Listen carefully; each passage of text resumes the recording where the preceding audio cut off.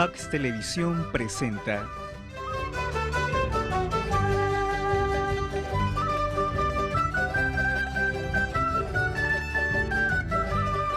Huellas del Tiempo.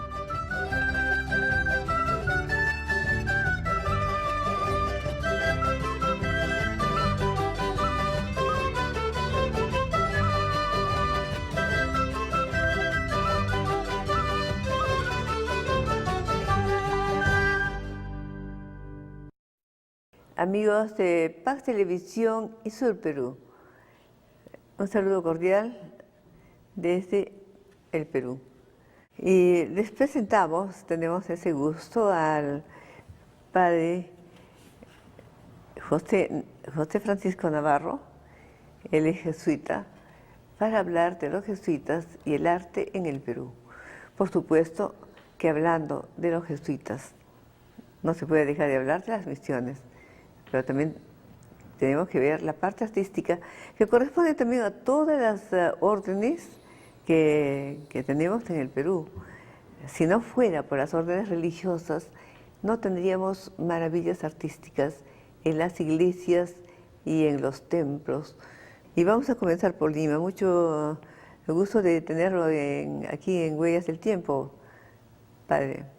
Yo feliz también de estar con usted porque, como le dije anteriormente, cuenta con mi aprecio y seguimiento de hace tiempo también.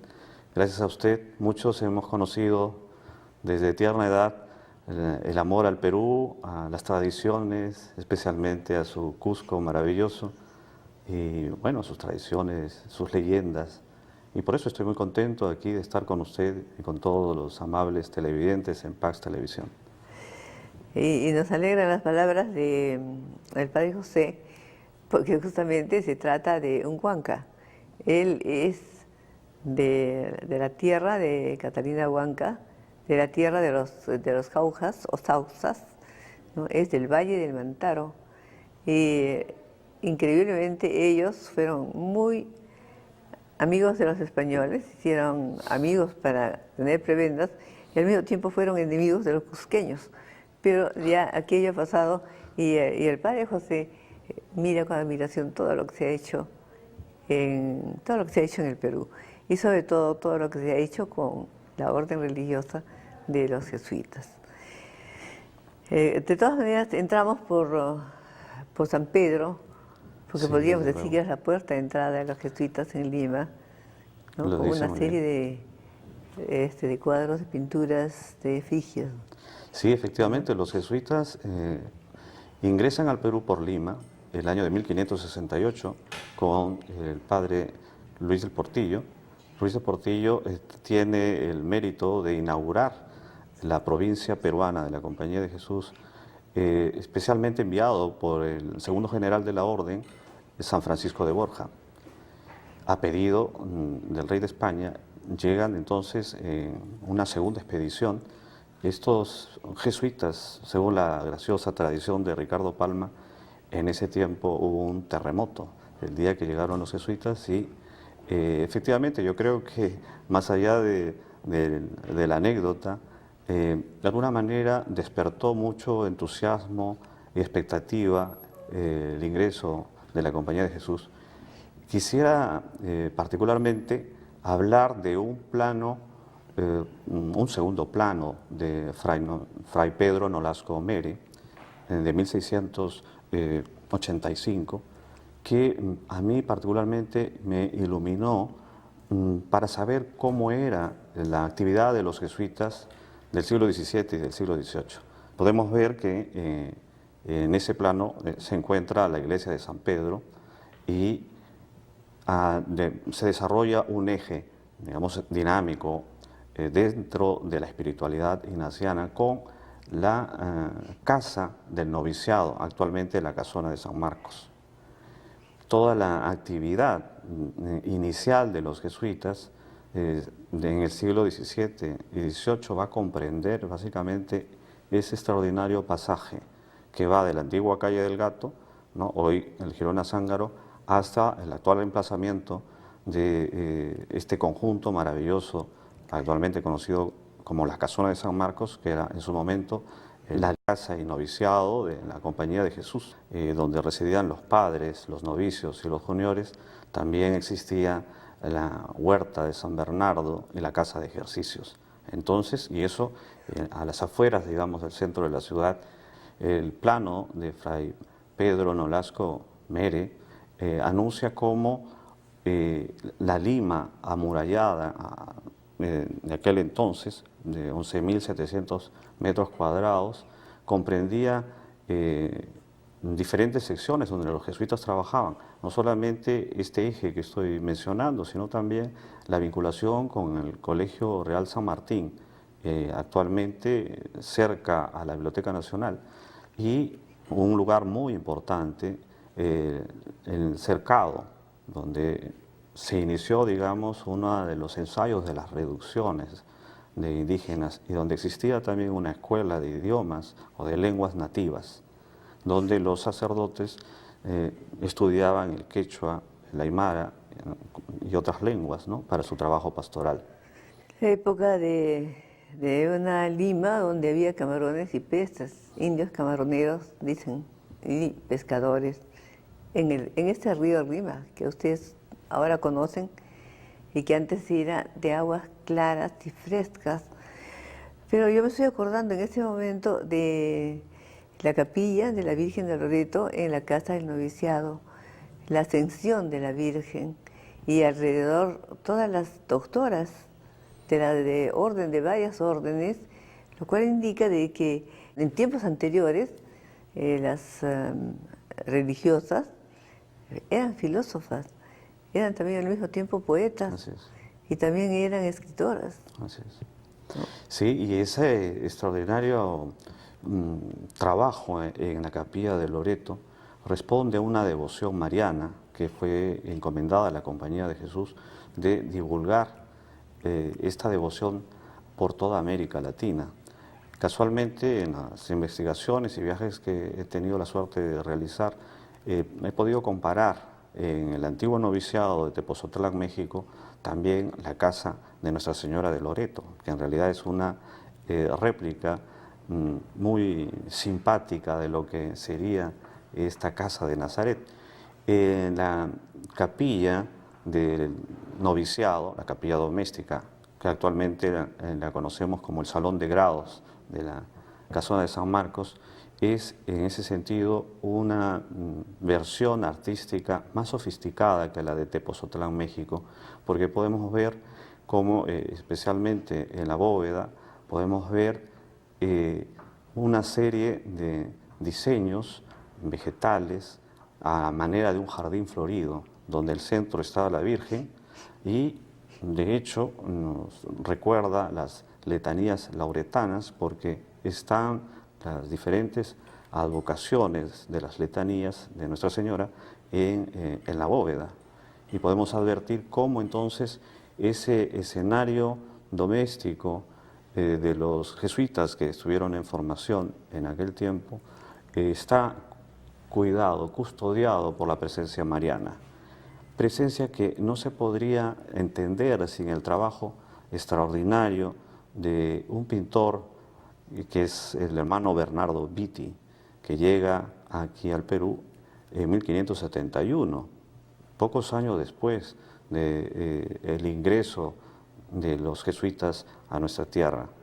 El hermano Bernardo Vitti, yo creo que no solamente por los cuadros que podemos encontrar en San Pedro, particularmente la coronación de la Virgen, también Nuestra Señora de la O y especialmente Nuestra Señora de la Candelaria, podríamos advertir que aporta en esa primera etapa de evangelización toda la presencia de María, no solamente en la formación de los jóvenes jesuitas y de los padres formados de aquel tiempo, sino que va a sentar precedente, porque Bernardo Vitti, que nació en Camerino, Italia,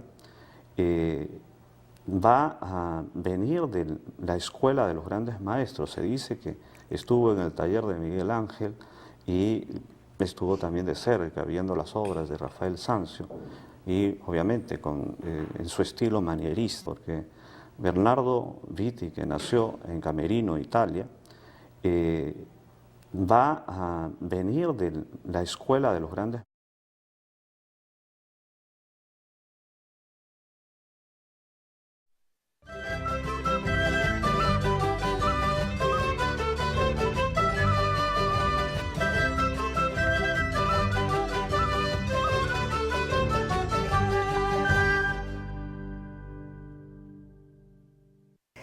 Padre, qué simpático es de que la mayoría de los artistas que, bueno, incas, que eran prácticamente anónimos, sin embargo, adoptaron una flor. Y eso lo descubre Benavente cuando va haciendo el trabajo y va encontrando de que llevan como orlas en las pinturas diferentes flores. Y cada flor está identificando a un pintor. Prácticamente son muy pocos los que ponen su firma. En el caso de Quispe, por ejemplo, él tenía un pajarito, pero también él firmó alguna vez Quispe, ¿no? Y tenía el derecho de poder usar la famosa daga española, que se la dieron como si fuera, digamos, una especie de halago a su arte, y que él llegaba siempre, ¿no? Pero qué bueno que se hubiera podido identificar a los autores incas por esas flores que encontró Teófilo Benavente. Y entonces tenemos al hermano Viti, que se va luego a Puno. A Puno.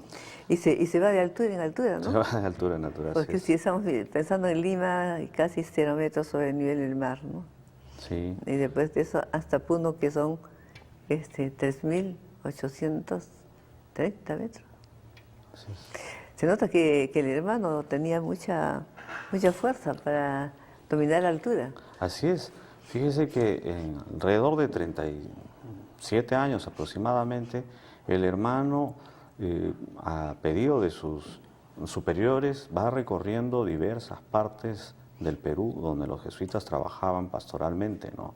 Y efectivamente llega a Puno, a Juli, donde tenemos lo que serían las reducciones, ese paradigma, esa utopía social extraordinaria de los jesuitas del siglo XVI y XVII, particularmente el XVII y el XVIII, de promover una cultura nativa, ¿no?, inspirada en la ética y los valores cristianos, a salvaguarda de las ambiciones y el poder de pues, los apetitos de aquellos españoles y portugueses, en el caso de las reducciones del Paraguay y Brasil, que diezmaban las poblaciones llevándolas a la esclavitud. Los jesuitas contribuyeron en ese desarrollo humano y cultural con estas ciudades extraordinarias. Pues debemos estar orgullosos nosotros los peruanos porque efectivamente uno de estos, llamémoslo así, ensayos de las reducciones, podemos encontrarlas en Juli y los alrededores del lago Titicaca. Juli, que es llamada la Roma Aymara, justamente por la cantidad de iglesias que florecieron.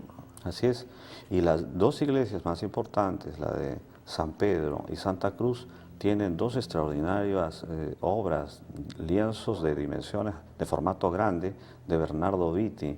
Uno es la Sagrada Familia del Peral, ¿no?, y de Rosas, que uno puede ver, y la otra es el bautismo de Cristo. San Pedro y San Juan, ¿no? Así es. Entonces tenemos ahí esas dos iglesias de alguna manera perdidas en Puno, ¿no?, que dan cuenta hasta ahora del trabajo, bueno, no solo de Viti, sino de los arquitectos y alarifes, jesuitas y laicos, en su mayoría, como digo, mestizos, andinos, que pueden dar cuenta de un trabajo extraordinario de cantería, de piedra, ¿no?, y del trabajo que hicieron los misioneros en esa zona. El tallado de las iglesias puneñas realmente es asombroso. Y lo interesante es cómo usaron la piedra berenguela, que es una piedra transparente como si fuera, digamos, un tipo de vidrio de mármol de color medio amarillento que dejaba entrar al sol Entonces el sol le daba todo un colorido dorado Así es. a la iglesia, ¿no? Sí, yo creo que los misioneros de aquel entonces estuvieron muy atentos a recuperar los diversos materiales de la zona, ¿no?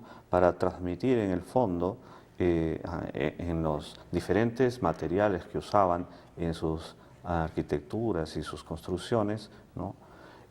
Los cambios de luz adecuados, ¿no? Para la liturgia, finalmente. Y luego hay que entender a Vitti también no solo como pintor, sino también como escultor. Entonces tenemos tallas en la iglesia y templo de la Compañía del Cusco, tenemos tallas de los santos que dejó Vitti. Particularmente hay que destacar el San Sebastián, el San Gregorio Magno y también el San Jerónimo de factura de Vitti. Pero que no son exactamente de él, sino son de Melchor Guamán, por ejemplo, que es uno de los escultores de Cusco y que viene a representar a la escuela cusqueña de escultura, porque no solamente hubo una escuela. Claro. Padre, usted se acordará, no solamente es la escuela cusqueña de pintura, es la escuela de escultura de Cusco y también es la escuela de la imaginería del Niño Dios. Claro. O sea, Sí, son tres efectivamente. escuelas en uno. Recordemos que la advocación del Niño Dios era muy importante en el templo del Cusco, de la Compañía del Cusco, y ahí va a encontrar usted no propiamente esculturas en 3 dimensiones, sino va a encontrar más bien relieves hechos en madera de maguey. Ahí esos relieves son de Bernardo Vitti. Claro, uno de ellos, dos de ellos. Así es, esos relieves son de Bernardo Vitti. San Sebastián, porque también hay otro que pertenece, me parece, a otro jesuita, San Jeremías, Probablemente, que es otro sí. jesuita, y son relieves todos recubiertos con pan de oro, ¿no? Así es. Y estamos cumpliendo pues este año 400 de su fallecimiento, el fallecimiento de Bernardo Vitti. ¿Él murió en Perú? Él murió en Lima. Pasó por Bolivia, estuvo trabajando en Chuquisaca y en Potosí y murió aquí en Lima. El padre José es escritor y entonces escribe a veces en estas revistas muy bonitas, ¿no? Con muchas fotografías lindas,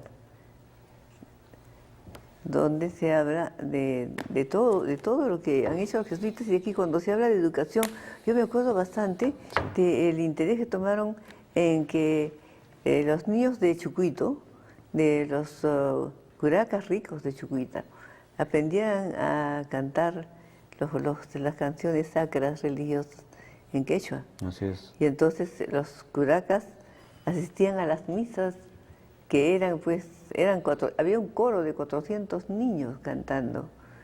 Entonces era una maravilla, padre. Así es, la inspiración ignaciana intenta ver al mundo como un lugar donde es posible iniciar el reino de Dios y por lo tanto se vale de diferentes medios humanos, históricos, para transmitir no solamente el mensaje y la doctrina cristiana, sino la experiencia de Dios en medio de la historia.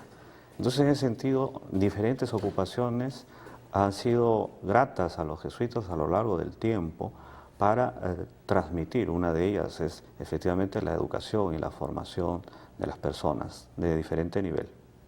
Y eso ocurre en Puno, donde además de eso, la Ruema Aymara, que dicen que tuvo un Nerón, y ese Nerón fue el Rayo, y el Rayo redujo a escombros una de las lindas iglesias de Puno que hasta se reconstruyó otra vez más, me parece, la iglesia de la Santa Cruz. Así es, sí. Que tiene en las columnas, entre una cantidad de ramajes, tiene graficado el mono. Así es, sí. Y es la única iglesia que tiene ese detalle, porque en otras aparecen loros, papagayos. En el caso de la Santa Cruz es un mono. Sí, ahí obedece al elemento de identificación que se busca, especialmente del artista andino, para vincularlo no solamente al templo como construcción, sino como espacio de encuentro con la comunidad y con la divinidad. Entonces, efectivamente, en esta iglesia, pero también en diferentes lugares de templos jesuitas, vamos a ver elementos propios de la flora y de la fauna, ¿no? Que no son otra cosa que la identificación con los lugares y la concepción espiritual de que el Verbo se encarna de diferentes maneras en las culturas y atrae todo, ¿no?, al mensaje de verdad y al mensaje de salvación. Bueno, ha sido un recorrido muy interesante en lo que se refiere al arte de los jesuitas en el Perú, su aplicación en las iglesias, pero también queríamos destacar una labor que está realizando el padre José, y es que él es pintor, Así es, sí. ¿no? Es un huanca pintor. Bueno, el arte en el Perú es algo que es general. Tenemos un país donde el arte se manifiesta a través de diferentes cosas, ¿no? Y en el caso del padre José, se da tiempo Así es. para pintar.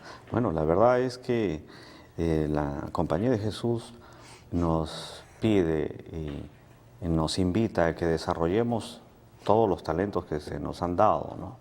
Y desde el noviciado yo entendí que eso era un ejercicio que debería realizarlo a lo largo de los años. Y en efecto, yo antes de entrar a la Compañía de Jesús estudié en la Escuela Nacional de Bellas Artes, aquí en Lima, ¿no?, en el taller de un extraordinario profesor, Miguel Ángel Cuadros. Y estuve, bueno, 5 años en Bellas Artes aprendiendo los oficios, el oficio, los rudimentos del trabajo del pintor. Y en la compañía se me motivó desde el inicio a retomar la práctica de la pintura, y así lo hice desde el noviciado.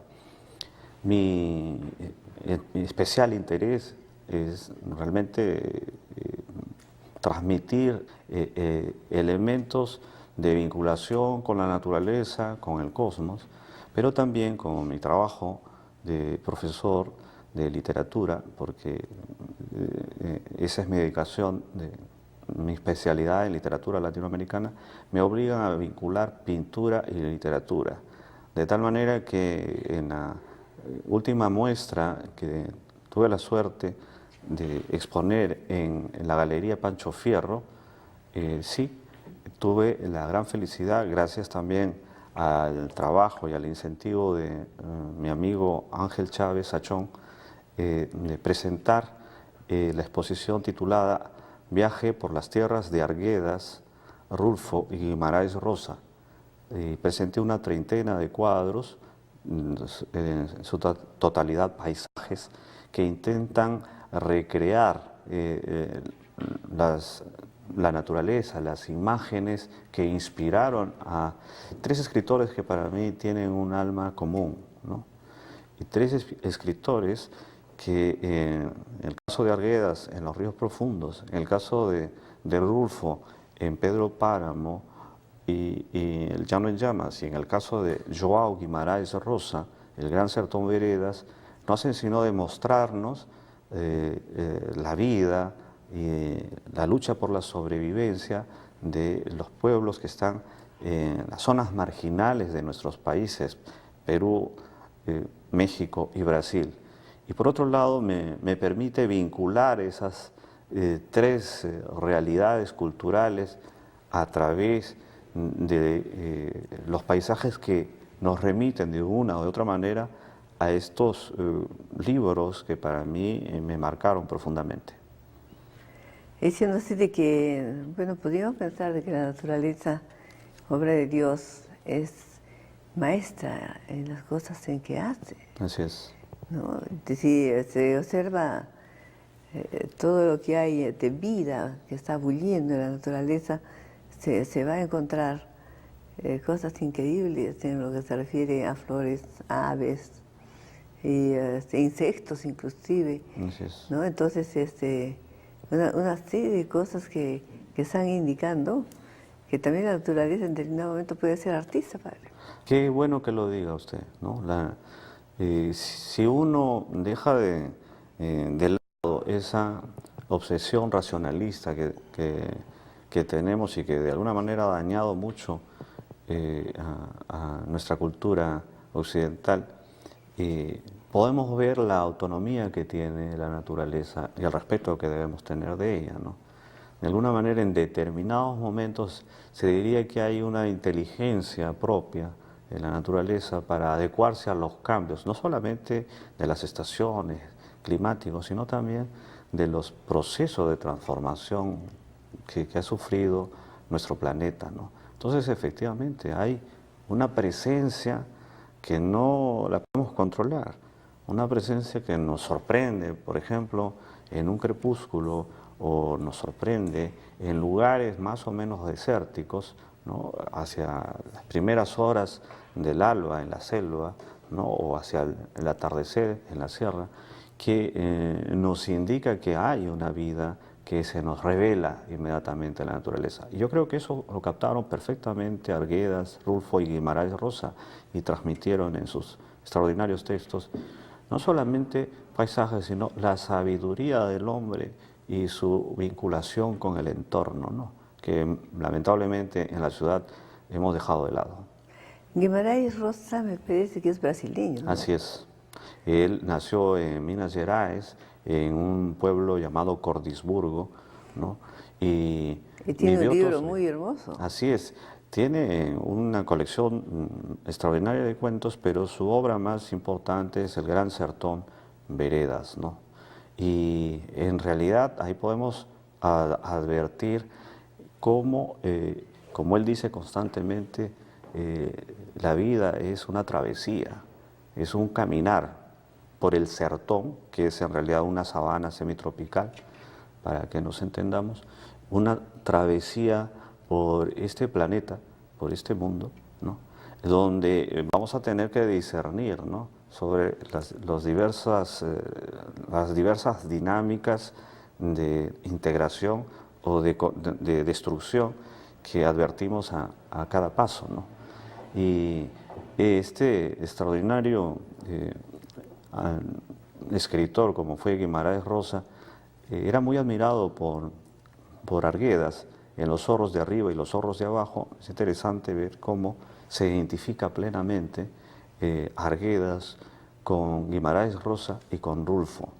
Entonces sí, conviene que nosotros nos remitamos a la sabiduría de nuestros escritores, de nuestros poetas, de nuestros pintores, para dar cuenta de lo que somos y a dónde queremos ir como sociedad. Guimarães Rosa me parece que tiene un libro, una novela en la cual él va conversando, me parece si no es con su canoa, no recuerdo en ese momento bien, o con su burrito. Así es, sí, así es. ¿No? Y entonces él va hablando y es como si también el animalito le contestara, ¿no? Así es, sí. Y es que finalmente lo que él revela es esa necesaria vinculación entre el orden humano, natural, con todos los elementos, todos los seres de la naturaleza, ¿no? Y de una u otra manera nos invoca a guardar el respeto por todos ellos, ¿no? Hay una sabiduría profunda que no es simplemente adquirida por Guimarães Rosa sin más, sino es, digamos, incorporada de la sabiduría popular, ¿no? Del minero, ¿no? Del habitante de Minas Gerais, y por eso se le llama minero, ¿no? Del habitante de Minas Gerais, que en buena cuenta no hace sino sintetizar la sabiduría de Occidente con la sabiduría de los negros africanos que poblaron el Brasil y que fueron a Minas Gerais, ¿no? Y con la sabiduría indígena, ¿no? Especialmente de los tupís guaraníes. Bueno, pues nos ha refrescado usted la memoria de todo lo que han hecho los jesuitas. No ha alcanzado el tiempo para hablar de Beatriz Ñusta, Sí, de Lorenza Coya, de cómo se ensamblaron dos casas religiosas muy importantes como la de San Ignacio de Loyola y me parece San Francisco que, de Borja. pero presentes en ese cuadro que ya ustedes están viendo. Muchas gracias por Bueno, venir. Muchas gracias a usted, Y con Rosina. ustedes, amigos, será hasta la próxima, si Dios quiere. Gracias.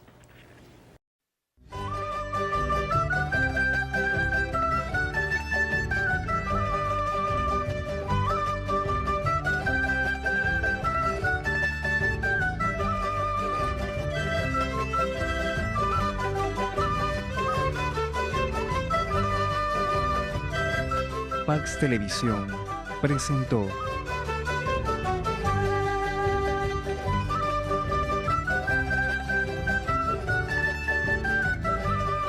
Huellas del Tiempo.